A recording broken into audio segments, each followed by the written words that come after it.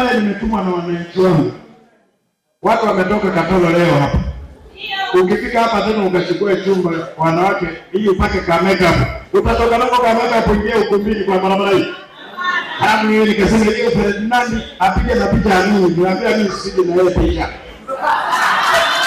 Kwa sababu sio hitaji. Mimi ni mbunge wa mambo mitatu.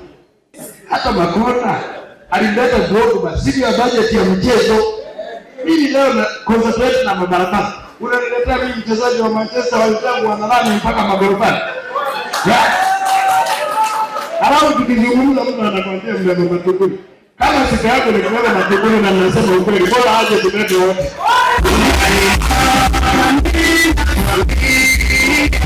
Ukiangalia niliyeitwa Matunguli, aliyeniita mimi Matunguli na niliyesema kuhusu Lio na barabara.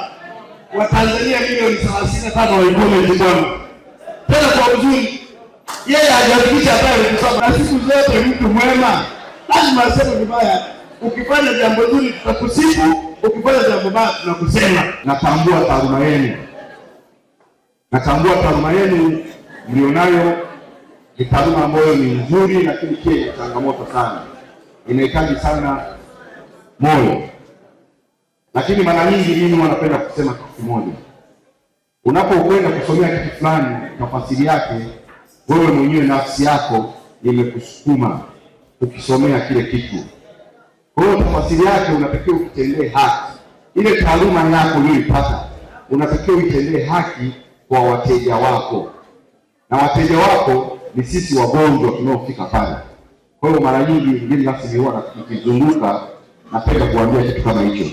Kwamba taaluma uliyoisomea basi ni kitu ambacho wamekisomea kwa mapenzi yao, na ni kitu ambacho natakiwa taaluma hiyo waigeuze kuwa haki kwa wateja wanaowafikia. Tumekuwa na huduma mbalimbali tulizofanya. Tumeweza kutoa zawadi kwa wagonjwa maudini na kuweza kuwatia moyo na kuweza kuwafariji. Baada hapo tukawa na mazungumzo mafupi na watumishi mbalimbali pamoja na wauguzi.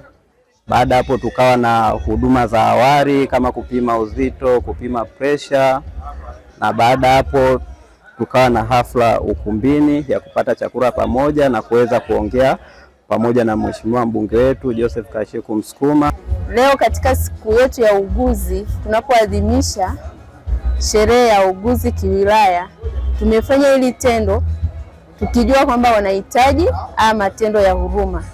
Daima si tunasema sisi ni nguvu moja, nao pia wanategemea faraja yetu.